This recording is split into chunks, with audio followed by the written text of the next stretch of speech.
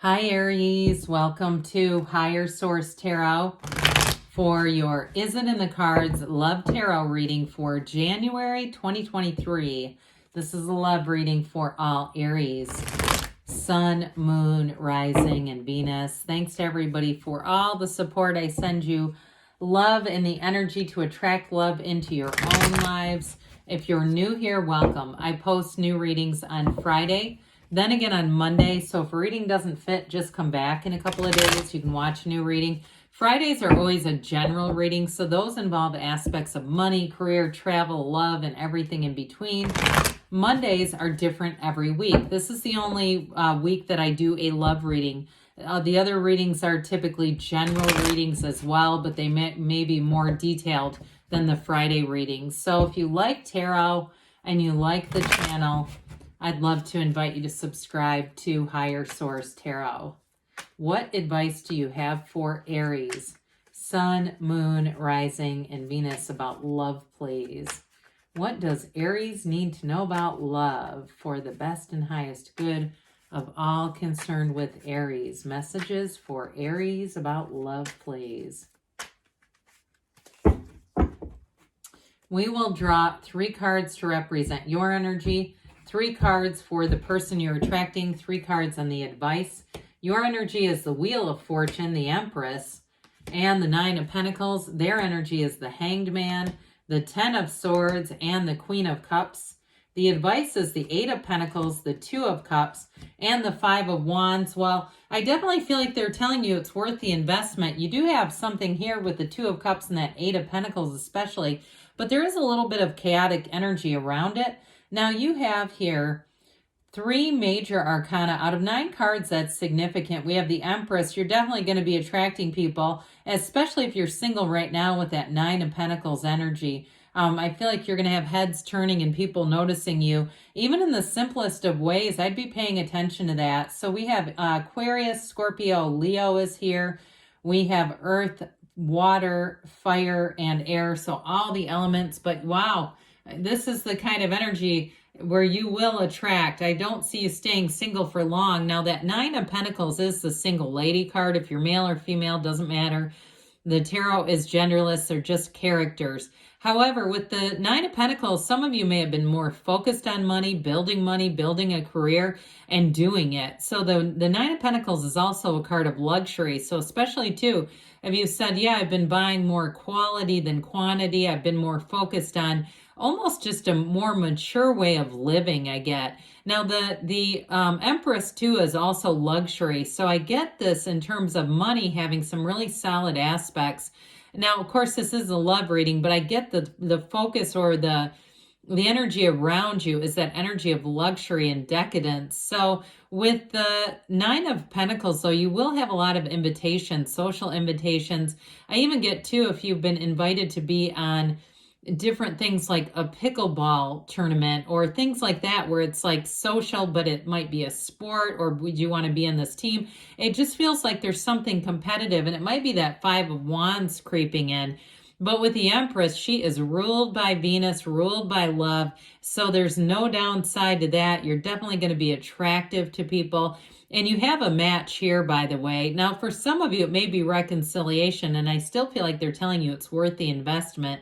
With the Empress energy, though, she's a true life partner, very easygoing energy, too. And so I feel like people around you will be attracted to that. There's no neediness here in your energy. And that's when people really will be chasing. This is where you have that energy of, I can take it or leave it. I'm not desperate. I'm not crying in a corner. I'm just building a life. And so I feel like somebody here, too, you're ready to have a partner to share your life with. And so the Wheel of Fortune is going to have you get in the right place at the right time to meet somebody. Now, if you are in a relationship, I see the relationship as evolving and growing, especially with the wheel. It's always a turn for the better, and it's ultimately about destiny, but the wheel is a portal into the divine. So meditate, quiet the mind, ask, because with this, you're in the alignment of love. Your source is love. And so there's no, questioning here. There's none of the stuff that the mind will do to enter into relationships and make things challenging. This is very easygoing. And so especially with the wheel, you're going to find that you, like I said, you're going to have more than one person interested.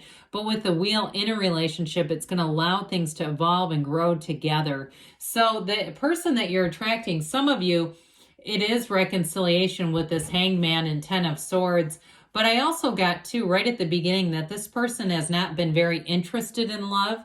They also have a very easygoing energy, though, with the Hangman. That's surrender to win. And that illumination around the crown indicates that this person has learned a lot about themselves through challenges and relationships. With that Ten of Swords, they may have had an ex, too, who cheated on them. And so with the Ten of Swords, I feel like they're done with old toxic patterns. But that black in the card is also indicates ignorance in some way. And so I feel like it was an evolution, their own evolution in understanding themselves, really bringing it all together. They may have a bit of a checkered past with relationships. It might also have been them acknowledging they were not the best partner at times. I don't know if they were engaging in infidelity, but I do feel like they may have been just not giving the kind of time and energy and investment that a relationship requires. I keep seeing like a candle flame, putting a candle, what is it called? The thing that puts candles out over it, almost like a glass. It looks like somebody putting a glass vessel over a flame, like they just were almost squeezing the air out of it by their own indifference, all right? So I do feel like with the Hangman, though, they've really gotten a lot more mature with relationships and understanding things, and especially with the Queen of Cups. This is somebody who is ready for mature love, who is also ready to give. The Queen of Cups can oftentimes be somebody who gives at their own expense. And so I do feel like they're going to come full on out into this. If they say they're going to call, they'll call. There's no playing games here. They've learned from their old patterns and their old relationships. But I will say with that Queen of Cups, it's definitely somebody who is going to be emotionally available to you. So the advice here, we've got the Eight of Pentacles. Eights are about vibration and rhythm. And so I do feel like you have a relationship that gets into a nice flow with that Eight of Pentacles, but it's also building a future. It's seeing a future together. And with a mature lens, it's really looking at things, that whole picture. And so the Two of Cups we know is a match. It's a love that evolves. Twos are about partnerships, and you definitely have a match. And I do feel like, too, the communication is going to be very upfront. I think you're going to like that quite a bit, because you're not going to have to try to analyze and figure out what this person is thinking. With the Two of Cups, I don't feel like they will be, their search is over. The search is over, they keep saying. Now, with that Five of Wands, there's something competitive around it. Now, fives are about change. For some of you, it's going to be competition for you, that you have more than one person who's interested. But I also get it sort of a busyness. Like when we were talking about you getting invited to a lot of things, I feel like there's something like that where you are going to have a lot of different opportunities, and you're going to have to be focused on what you want so that your energy isn't too splintered and fractured in a lot of different directions. And I'd also recommend, no is a complete sentence. If you feel like you're being pulled in too many directions and you're saying, I don't know how I can even have a relationship with all these demands on me, again, no is a complete sentence. And there's something about that with the Five of Wands, why it would pop into the advice like this. I feel like it's almost like they're saying you need to address that so you can have this Two of Cups, Eight of Pentacles union that's showing up here. So is it in the cards? Yes. All right. So you definitely have love here. Now we're going to have the angel answers, and then we'll have a message from Life Loves You, Louise Hay. All right. What else does Aries need to know about love, please? Messages for Aries about love. Now, I will tell you, too, with the Empress being here, that often indicates spring. So for some of you, it could be a couple of months before we end up meeting somebody there.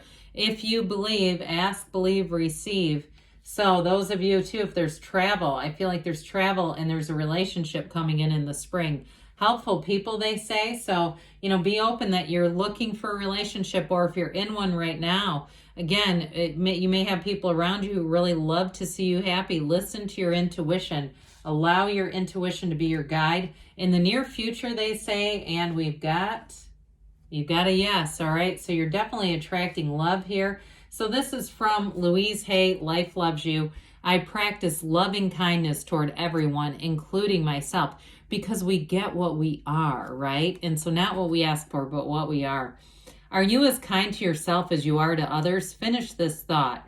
One way I could be kinder to myself is, and so who knows, maybe no is a complete sentence was important for somebody here, but yes, it's in the cards. I love you too, Aries, and I'll be back again soon.